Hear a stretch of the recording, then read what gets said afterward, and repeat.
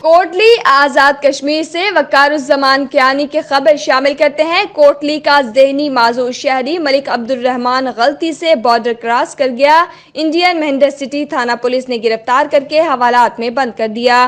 Corona virus کا test بھی positive آ گیا۔ والدین اور اہل علاقہ کی رہائی اور حوالگی کے لیے پاکستانی حکام سے اپیل۔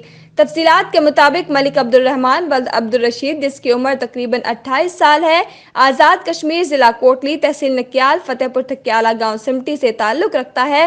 تقریباً 2 سال سے ذہنی توازن درست نہیں تھا، جو پاکستان میں ایک ماہر نفسیات سے زیر علاج بھی تھا اور چند دن پہلے گھر سے لاپتہ ہو گیا تھا۔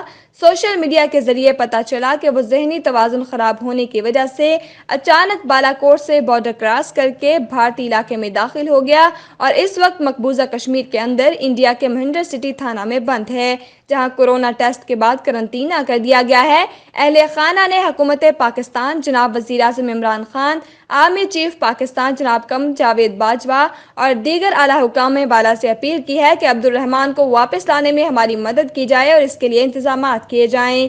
عبدالرحمان کی پوری فیملی اور اہل علاقہ اس وقت شدید غم میں مبتلا ہے، جبکہ عبدالرحمان کی ماں اس وقت شدید صدمے میں ہیں۔ چلو ادھر گیا ادھر مڑی اسی پھر نیٹ خبر گئی کہ بچہ ادھر گیا ٹھیک ہے۔ میں محنت کرنی ہے، عمران خان نے محنت کرنی ہے کہ بچہ ہمارا ذہن خراب سیا، ذہن اس نے خراب سیا تو ادھر گیا ٹھیک تو محنت کرنی ہے کہ ہمارا بچہ جلدی مڑی تو اچھا ٹھیک۔ بیوی گیا اس نے نہ اس نے بھائی گیا نہ اس نے کوئی گیا تو ایک بچی کا ایک بچہ آیا تو وہ بھی چرے بچارے اس لیے رونے تا پیٹنے کے سارا پیو چلو جینا رہ گئے جس طرح ہے جینا مڑی اچھا ہے۔